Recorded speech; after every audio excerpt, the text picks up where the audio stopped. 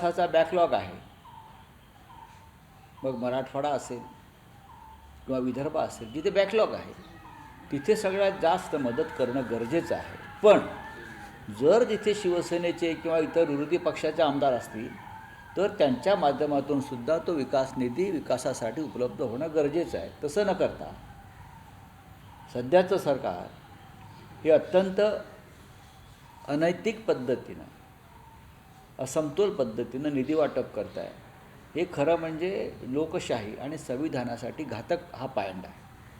Sir, एकीकडे तुम्ही आपल्या देशामध्ये लोकसभा अध्यक्षांच्या विरोधात अविश्वासाचा ठराव येतो, मात्र कर्नाटकमध्ये अध्यक्षांना उत्तर मिळाले नाही व्यवस्थित म्हणून त्यांनी कामकाज तहकूब केलं आणि मुख्यमंत्र्यांना या संदर्भामध्ये जाब विचारली. विधानसभा अध्यक्षाचं किंवा लोकसभा अध्यक्षाचं काम हे तेच आहे. मुळात त्या पदावर बसलेली व्यक्ती निष्पक्ष असावी लागते. तुम्ही जरी एका पक्षाकडून निवडून आला असाल आणि त्या पदावर बसला असाल, तेव्हा त्या पदावर जेव्हा तुम्ही बसलेला आहात तेव्हा तुम्ही निष्पक्ष असता आणि सगळे पक्ष तुमच्यासाठी समान असतात, सरकार पक्षासह. असं मी अनेकदा पाहिलेलं आहे. या लोकसभेत खास करून सोमनाथ चटर्जी असतील, शिवराज पाटील होते, किंवा संगमा त्या पद्धतीनं काम करत होते. पण आता विधानसभांचे अध्यक्ष व महाराष्ट्राचे असतील किंवा आणि लोकसभेचे अध्यक्ष असतील, ते पूर्णपणे राजकीय दृष्टिकोनातून काम करतात. म्हणून कर्नाटक विधानसभा अध्यक्षांचा आदर्श हा सगळ्यांना ठेवायला पाहिजे. या विषयावरती महाराष्ट्रात लोक बोलतील आणि काल बोललेले आहेत. सर, एलपीजीच्या तुटवड्यासंदर्भात एकीकडे सरकार सांगते की कुठेही तुटवडा नाहीये, दररोज प्रेस कॉन्फरन्स होतात, मात्र प्रत्यक्षात ग्राउंडवरती लोकांना रांगेत उभा राहावं लागतं. तुटवडा नाही पण परिस्थिती चिंताजनक आहे अशी त्यांच्या प्रेस स्टेटमेंट. नाही, ही बघा असं आहे की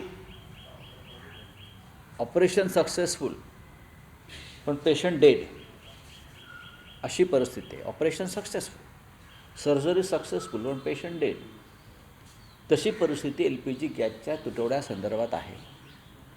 आपण दिल्लीत अनेक ठिकाणी जा, आज वृत्तपत्रात रांगा लागल्याची चित्र जी प्रसिद्ध झाली आहेत ती का AI काढलेली आहेत का?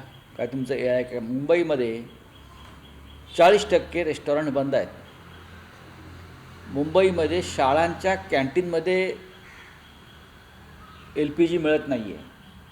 मुंबईच्या रस्त्यावर ज्या खाण्याच्या गाड्या असतात वडापावसह, त्या बहुतेक 50% गाड्या बंद झालेल्या आहेत.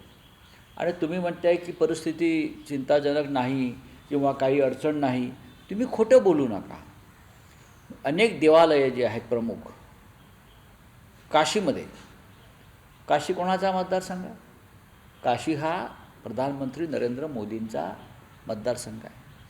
तिथे अन्नपूर्णा जे मंदिर आहे तिथे गेले 40 वर्ष अखंड 2 वेळेला भक्तांना जेवण दिलं जातं. अन्नपूर्णा मंदिरामध्ये लाखो रोज. पण ते आता अन्नछत्र LPG गॅस सिलेंडरच्या तुटवड्यामुळे बंद झालेलं आहे. शिर्डी संस्थांमध्ये सुद्धा जेवणामध्ये जे जेवण प्रसाद म्हणून देतात त्याच्यामध्ये कटौती केलेली आहे. 2 लाडू द्यायचे प्रसादाचे, एकच देतात. हे सर्व तीर्थस्थानात हिंदुत्ववादी आहेत ना, म्हणून त्यांना सांगतोय आपण धर्मवादी आहात, आपण हिंदुत्ववादी आहात, निदान देवळांना तरी LPG द्या, शाळांना द्या, आश्रमशाळांना द्या, हॉस्टेल्सना द्या ना. तुम्ही खोटं बोलू नका. तुम्ही खोटं बोलत आहात आणि दिशाभूल करत